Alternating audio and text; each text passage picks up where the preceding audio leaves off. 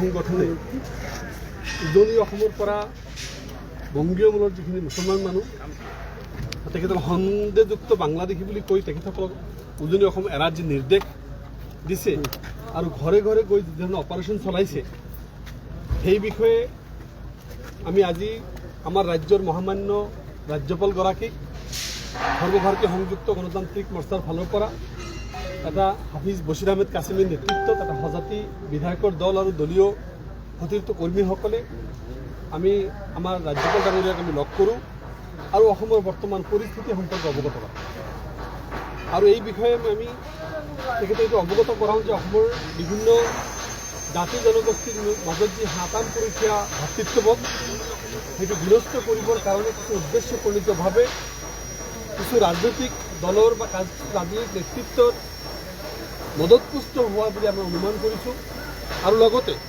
তেখেতসকলে অসমখন এখন অশান্ত সৃষ্টি কৰিব বিচাৰিছে আজি অসমখন এটা শান্তিৰ পৰিৱেশ আছে সকলো জাতি জনগোষ্ঠীৰ এটা শান্তিৰ পৰিৱেশ বিৰাজ কৰিছে এনেকুৱা এটা মুহূৰ্তত এনেকুৱা এটা অশান্তি পৰিৱেশ সৃষ্টি কৰিবৰ কাৰণে যিসকলে অহৰহ চেষ্টা কৰি আছে বা আমাৰ মানুহবিলাকক থ্ৰেটিং দিছে ধমকি দিছে উজনি অসম এৰি যেন নহ'লে ভয়ানক পৰিস্থিতি হ'ব এই কথাটো অসমৰ জাতীয় জীৱনত বিৰাট ডাঙৰকৈ ৰেখাপাত কৰিবলৈ আমাৰ অনুভৱ হৈছে সেইকাৰণে আমি আমাৰ ৰাজ্যপালগৰাকীক আমি অৱগত কৰালোঁ এইটো কঠোৰ হাতেৰে দমন কৰিব লাগে যিসকল সংগঠনে যিসকল ব্যক্তিয়ে এইবিলাক প্ৰৰোচনামূলক আৰু মানে হিংসাত্মক কাৰ্য হাতত ল'বৰ কাৰণে যি ধৰণৰ হুমকি সৃষ্টি কৰিছে তেখেতসকলক অনতিপলমে এৰেষ্ট কৰিব লাগে আৰু এইটোৰ জৰিয়তে শান্তিৰ পৰিৱেশ ঘূৰাই আনিবলৈ চেষ্টা কৰিব লাগে লগতে আমি কেইবাটাও দাবী তেখেতসকলক আমি উত্থাপন কৰিছোঁ এইটো দেখিছোঁ যে কেইবাটাও ভাৰতবৰ্ষৰ সংবিধান আৰ্টিকেল 14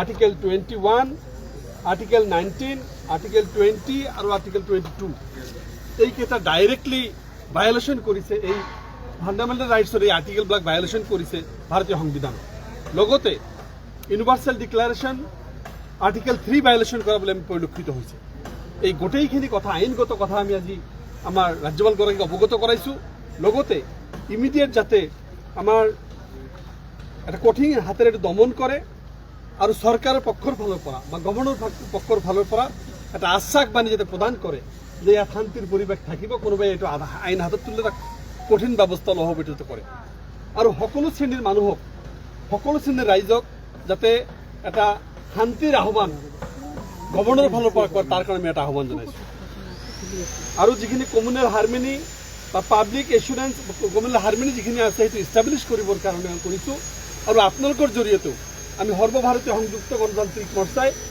ভাৰতবৰ্ষ আমাৰ অসমৰ প্ৰতিটো জাতি জনগোষ্ঠীক প্ৰতিটো সংগঠনক শান্তিৰ পৰিৱেশ বৰ্তাই ৰাখি ধৈৰ্য সহকাৰে এই পৰিৱেশ মোকাবিলা কৰিবৰ কাৰণে আমি অনুৰোধ কৰিছোঁ যাতে কোনেও আইন হাতত তুলি ল'ব নোৱাৰে কোনেও যাতে প্ৰৰোচনামূলক বক্তব্য দিব নোৱাৰে কোনেও যাতে আন্তঃসম্প্ৰদায়ৰ সংঘাত সৃষ্টি কৰিব নোৱাৰে কোনেও যাতে আমাৰ অসমৰ মাজত এটা দীৰ্ঘবাস্প ভাৱ বিয়পাব নোৱাৰে তাৰ কাৰণে আমি সৰ্বভাৰতীয় সংযুক্ত গণতান্ত্ৰিক মৰ্চাই আপোনালোকৰ যোগেদি গোটেই অসমবাসীক আহ্বান কৰিছোঁ উজনি যেতিয়া মিয়া বা বংগ মিয়া বুলিয়ে কৈছোঁ আৰু তেওঁলোকক মানে খেদিছে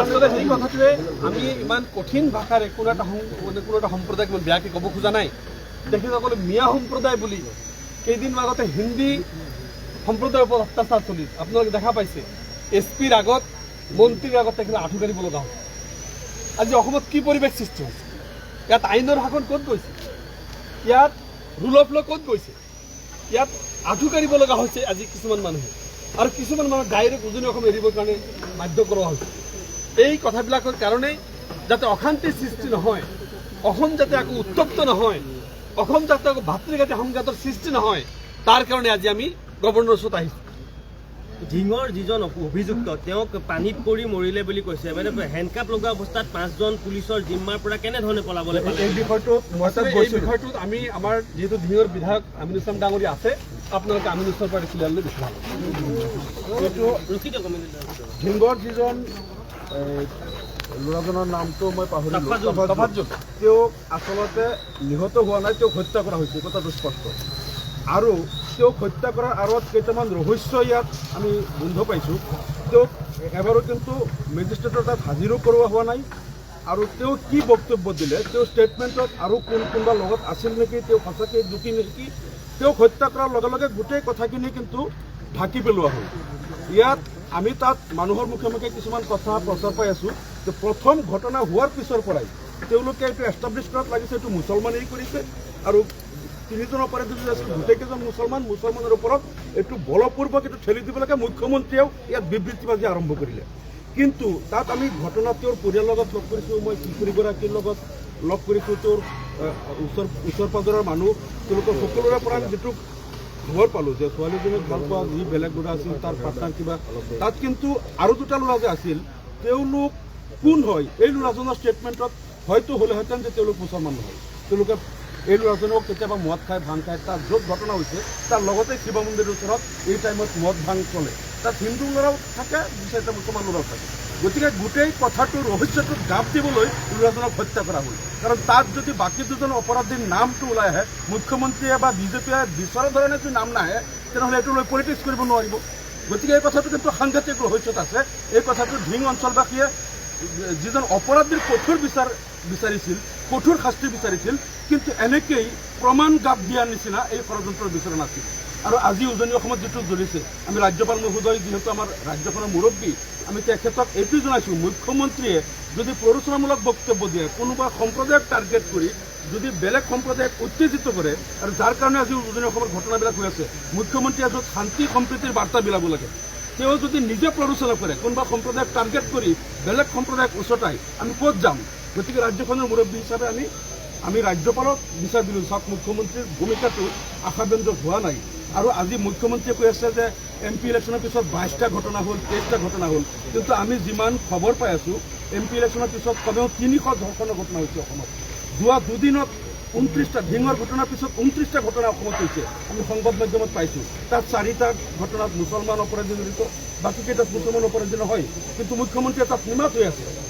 মুখ্যমন্ত্ৰীয়ে কাউণ্ট কৰি আছে, 22টা ঘটনা হ'ল, 23টা হ'ল, বাকী 300 ঘটনা কোন হ'ল সেইকেইটাক তেওঁ কাউণ্টিঙত কিয় নাহে? তেওঁ কাউণ্টিঙত মাত্ৰ 22টা 23টা কিয় কাউণ্ট কৰে? উদ্দেশ্য প্ৰণোদিতভাৱে মুখ্যমন্ত্ৰীয়ে অসমৰ সাতাম পুৰুষে ঐক্য সম্প্ৰীতি বিনষ্ট কৰি অসমীয়া জাতিক আজি ধ্বংস কৰি পেলাই তেওঁ 2026 নিৰ্বাচনী বৈতৰণি পাৰ হোৱাৰ কাৰণে ষড়যন্ত্ৰ কৰিছে। ধিঙৰ ঘটনাটোক তেওঁ মানে অচিলা হিচাপে লৈ মানে সংখ্যালঘু বিৰোধী, মুছলিম বিৰোধী এটা বাতাবৰণ ইচ্ছাপূৰ্বকভাৱে মুখ্যমন্ত্ৰীয়ে আজি সৃষ্টি কৰিছে, যিটো আমি ৰাজ্যপাল মহোদয়ক বিচাৰ দিব, তেখেতৰ হস্তক্ষেপ আমি কামনা কৰিছোঁ। আৰু আমি বিচাৰিছোঁ যাতে মুখ্যমন্ত্ৰীয়ে দায়িত্বশীল পৰিচয় দি তেখেতে এনেকুৱা বক্তব্য দিয়ক যাতে সকলো জাতি জনগোষ্ঠীৰ মাজত ভাতৃত্ববোধ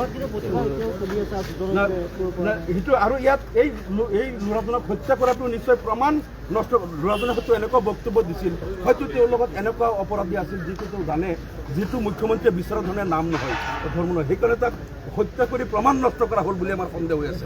গতিকে মুখ্যমন্ত্ৰীয়ে এই ধিঙৰ ঘটনাটোক ৰহস্যৰ মাজত ৰাখি মুখ্যমন্ত্ৰীয়ে আগতীয়াকৈ বক্তব্য দিয়ে যে তাত চাওক, এই কলিকাতাৰ পৰা ল'ৰা এজন আহিছে ফ্লাইটত, আহি পেলাই গুৱাহাটীত 9:30টাত নামিছে। তেওঁক নিবলৈ অহা দুজন মানুহ, তেওঁলোকে গৈ ৰাতি 2টা বজাত যেতিয়া ধিঙেদি পাৰ হৈ যায়, তেওঁলোকে নাজানে ধিঙত কি হৈছে।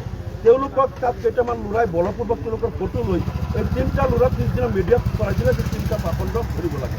এই ল'ৰাবিলাকে নাজানে, তেওঁলোকে কলিকাতাৰ পৰা অহা যাত্ৰীজনক লৈ গৈ আছিল। গতিকে এইবিলাক ইচ্ছাকৃতভাৱে এই সমগ্ৰ ঘটনাটোক এটা জনগোষ্ঠীক বলিৰ পথা বনাবলৈ তাতো এটা চক্ৰ আছে, মুখ্যমন্ত্ৰীয়ে তাত হাত উজান দি আছে। গতিকে এই সমগ্ৰ ঘটনাৰ আজি আমি ৰাজ্যপাল মহোদয়ৰ দৃষ্টিগোচৰ কৰিলোঁ, তেখেতে হস্তক্ষেপ কৰিবলৈ আমি আশা কৰিছোঁ। সেইটো আমি ৰাজ্যপালক ক'লোঁ,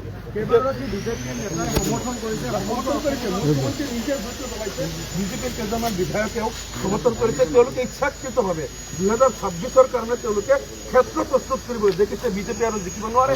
গতিকে এতিয়া সাম্প্ৰদায়িক সংঘাতময় পৰিৱেশ সৃষ্টি কৰাৰ কাৰণে তেওঁলোকে বিজেপিৰ দ্বাৰা ইচ্ছাকৃতভাৱে কৰি আছে। আৰু কথা কৈছে যে মুখ্যমন্ত্ৰীয়ে ডাঙৰ আন্দোলনক মাৰি নিজে আমি আহিছোঁ, আপোনালোকক আমি ৰিকুৱেষ্ট কৰিছোঁ, বহুত আপাৰ অসমত যিহেতু মেটাৰটো বহুত চেঞ্চিটিভ হৈ আছে, ৰাজ্যপাল মহোদয়ক আমি মেমৰেণ্ডম দিছোঁ। এই মেমৰেণ্ডমটো প্লিজ আপোনালোকে আজি অলপ হাইলাইট কৰিব লাগে, আপোনালোকৰ প্ৰতি আমাৰ আহ্বান থাকিল, অনুৰোধ থাকিল। আৰু ইতিমধ্যে আমাৰ দুগৰাকী মাননীয় বিধায়কে কৈছে, যিসকল ভাৰতীয় নাগৰিক 110 টাইমছ ভাৰতীয় নাগৰিক ভাৰতীয় নাগৰিক আমাৰ অসমীয়া বহুত বেংগলোৰত কাম কৰি আছে, দিল্লীত আছে, মুম্বাই আছে, গোটেই ভাৰতবৰ্ষত আমি যাব পাৰোঁ আছে। ঠিক অসমৰো অসমীয়া নাগৰিক বিভিন্ন জেগাত আছে। আপাৰ আছামৰ লয়াৰ আছামত আছে, লয়াৰ আছাম আপাৰ আছামত আছে, মধ্য অসম গৈ লয়াৰ আছামত আছে। এনেকুৱা আমি এইটো চবৰে থাকিব পাৰে বা কামৰ কাৰণে যাব। গতিকে তেনেস্থলত যি এছাম মানুহে এইটো পৰিস্থিতি কৰিছে, এইটো কঠোৰভাৱে দমন কৰিব লাগে চৰকাৰে। মাননীয় ৰাজ্যপাল মহোদয়ক আমি এইটো দাবী জনাইছোঁ। মুখ্যমন্ত্ৰী ডাঙৰীয়া আৰু আমি লক্ষ্য কৰিছোঁ বিজেপিৰ কিছু বিধায়ক আৰু কংগ্ৰেছৰো কিছুমান মানুহৰ কথা বাৰ্তা উচ্চতনিত, যাতে এই দুখীয়া মানুহ, গৰীব মানুহ, ভাৰতীয় মানুহ, কাম কৰা শ্ৰমজীৱী মানুহ এইসকল যাতে ক্ষতিগ্ৰস্ত নহয়, তাৰ কাৰণে আপাৰ আছামৰো যিসকল বুদ্ধিজীৱী আছে, সচেতন নাগৰিক আছে, তেখেতসকলৰ প্ৰতি আমাৰ আহ্বান, এই নিজৰে ঘৰৰ মানুহ, নিজৰে অসমীয়া মানুহ, এই দুখীয়া মানুহখিনি তেখেতসকলৰ নিৰাপত্তা নিশ্চিত কৰাৰ কাৰণে তাৰে ছ'চিয়েল যিসকল কামৰ লগত জড়িত সচেতন নাগৰিক আছে, সেইসকলক আমি আহ্বান জনাইছোঁ। আৰু চৰকাৰৰ মুৰব্বীকটো আমি মেমৰেণ্ডমৰ জৰিয়তে আমি আহ্বান জনাইছোঁ। মিডিয়াৰ বন্ধুসকলক আমি অনুৰোধ কৰিছোঁ, আপোনালোকে এই প্ৰচাৰটো কৰক যে আপাৰ আছামত যিসকল আছে, ইটৰ ভাটাতে হওক, দোকানপাততে হওক, বিল্ডিঙৰ কাম কৰাতে হওক, ৰাস্তাৰ কাম বনোৱাই হওক, যিসকল আছে এইসকল কৰ্মীজীৱী অসমীয়া ভাৰতীয়, তেখেতসকলৰ তাত থকাৰ অধিকাৰ আছে। কোনেও যাতে তেখেতসকলক অত্যাচাৰ নকৰে, চবেই মিলিজুলি আমি থাকিব লাগিব। আমাৰ পৰিৱেশটো যাতে কোনেও বেয়া নকৰে, আৰু চৰকাৰে এইটো দায়িত্ব ল'ব লাগিব। চৰকাৰে দায়িত্ব পালন কৰাত আমি দেখিছোঁ হেমাহি কৰিছে, যাৰ কাৰণে আমি ৰাজ্যপাল মহোদয়ৰ ওচৰত আহিছোঁ, তেখেতক অনুৰোধ কৰিছোঁ আপুনি এইটো অতি সোনকালে পৰিস্থিতিটো নিয়ন্ত্ৰণত আনিব লাগে। থেংক ইউ, আপোনালোকে এইটো হাইলাইট কৰিব।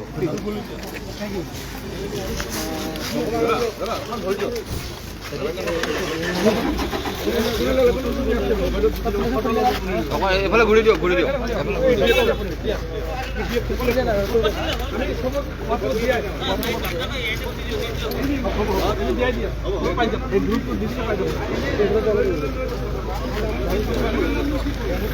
ৰাজুৰা, ৰাজুৰা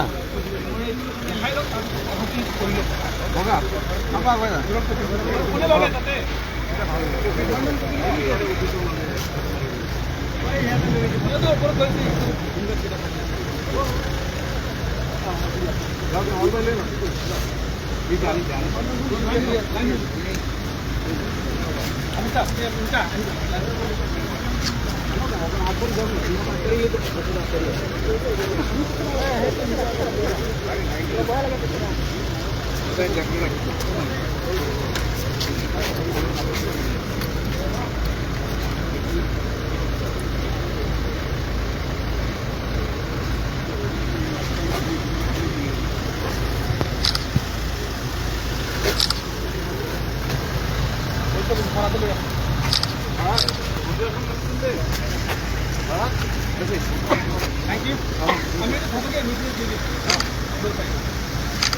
you.